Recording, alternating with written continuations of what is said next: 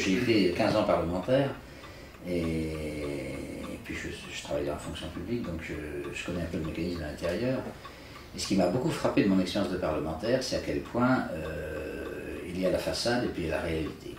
Bon, la façade, c'est que les parlementaires, par exemple, votent la loi.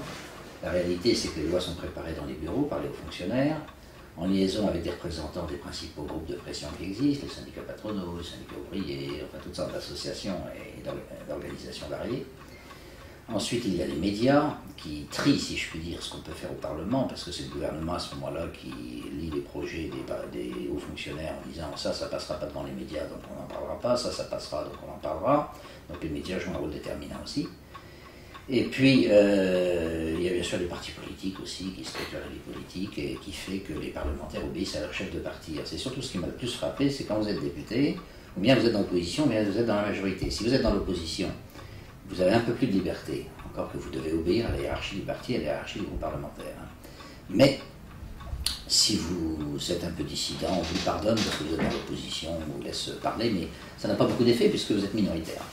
Ou bien vous êtes député de la majorité, alors ça c'est là la grande surprise quand quelqu'un est élu député d'une majorité, c'est qu'il reçoit des ordres du gouvernement et il n'est pas question de changer une virgule au texte que le gouvernement veut faire passer. Donc on est aux ordres, on reçoit des ordres et le parlementaire a finalement extraordinairement peu de marge de liberté. Il représente beaucoup moins le peuple que son parti politique, en fait. Il représente du parti, et il rend des comptes surtout au parti politique, parce que s'il ne rend pas de compte au parti politique, il ne recevra pas la fameuse investiture, c'est l'étiquette du parti, pour se faire élire le coup d'après. Vous savez que les gens votent pour des étiquettes.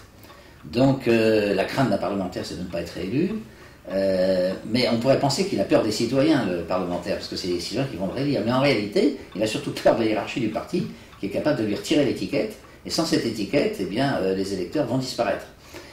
Voilà, donc dans cette situation-là, on voit bien que c'est pas le peuple en tout cas qui légifère, ça c'est certain, c'est une oligarchie en réalité, des groupes organisés qui se mettent d'accord entre eux, qui discutent entre eux, et tout cela sous les ordres de l'exécutif. Donc il n'y a plus de séparation des pouvoirs non plus, par rapport à la théorie. En théorie, un pouvoir législatif, un pouvoir exécutif, en fait le pouvoir exécutif commande totalement le pouvoir législatif.